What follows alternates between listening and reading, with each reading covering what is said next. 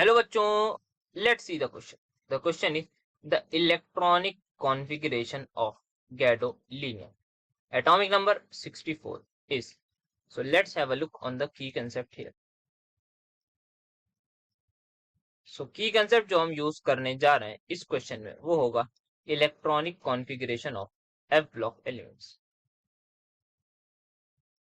Electronic configuration of f block elements.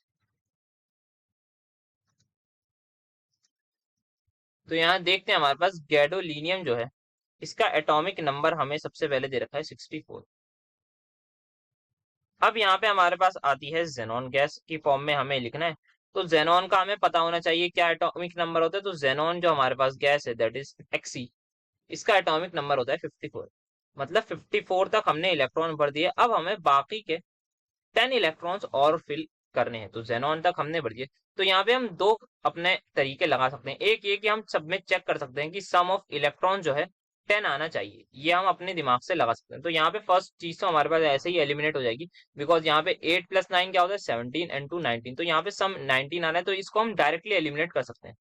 Then we have this option that is 4f2. यहाँ पे 10 आ रहा है, यहाँ भी आई थिंक 10 आ रहा है और यहाँ भी हमारे पास 10 इलेक्ट्रॉन उठा रहे हैं. तो फर्स्ट ऑप्शन को तो हम ऐसे ही एलिमिनेट कर सकते हैं विदाउट डूइंग कुछ भी, क्योंकि यहाँ पे अब हमें 10 इलेक्ट्रॉन बनने हैं. तो वो 10 इलेक्ट्रॉन्स हम किसके बीच में बनने हैं, हमें 4f, देन हमारे पास 5d है एंड देन हमारे पास 6s है. इन सबके बीच में बनने हैं. तो आइए सबसे पहले n+l रूल के मुताबिक इनकी एनर्जी निकाल लेते हैं. सो 4+f में जब मैं एनर्जी निकालने जाऊंगा तो मेरी वैल्यू आ जाएगी, सॉरी 4+4f में 4+f लिखते हैं.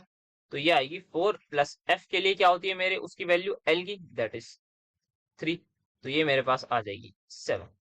नाउ अब 5d की बात करें तो 5d में देखेंगे तो 5+2 करना होगा तो ये भी हमारे पास आ जाएगा 7.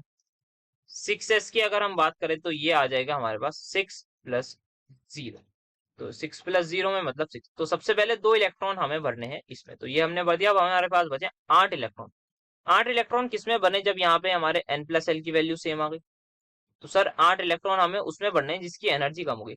जब n+l की वैल्यू सेम आ गई तो हम उस सबशेल को मानेंगे लेस एनर्जी का जिसके n की वैल्यू कम हुई. तो हमारे पास इसकी n की वैल्यू है 4, इसकी n की वैल्यू 5. तो इसकी एनर्जी जो है वो है लेसर एनर्जी. तो हमें एस इन जनरल हमें 8 के 8 इलेक्ट्रॉन इसमें भर देने चाहिए. बट अगेन वी नो कि हमारे पास जो f सबशेल है इसमें 14 इलेक्ट्रॉन आते हैं. सो अगर मेरे पास ये इसके ऑर्बिटल्स हम ड्रॉ करना चाहें तो इसके 7 ऑर्बिटल्स हमारे पास ड्रॉ होंगे. तो यहाँ पे 1 2 3 4. तो ये 7 ऑर्बिटल्स आ गए. अगर हमारे पास किसी तरीके से 7 इलेक्ट्रॉन्स इसमें आ गए, अगर यहाँ पे 7 इलेक्ट्रॉन्स आ गए तो ये क्या कहलाएगी, ये कहलाएगी मेरी हाफ फील्ड स्टेबिलिटी. तो अगर हाफ फील्ड स्टेबिलिटी पॉसिबल है अचीव करना तो हमारे पास एटम ट्राई करता है स्टेबल होने की. तो वो हाफ फील्ड स्टेबिलिटी अचीव करने की पूरी कोशिश करता है. अगर मेरे पास ये F7 यहाँ पे F14 होते हैं तो ये जो है हमारे पास कॉन्फ़िगरेशन ये जो मैंने यहाँ लिखी है ये है मेरे पास F7 की. तो यहाँ पे मैंने F बनाया है, ये मेरे पास F7 हो जाएगा तो अच्छी बात होगी. तो ड्यू टू दिस रीजन यहाँ से एक इलेक्ट्रॉन उड़ के यहाँ चला जाता है और ये हायर एनर्जी में इसी वजह से गया है ताकि ये स्टेबल हो जाए. सो फाइनल इलेक्ट्रॉनिक कॉन्फ़िगरेशन मेरी हो जाएगी जेनॉन एज इट इज रहेगा.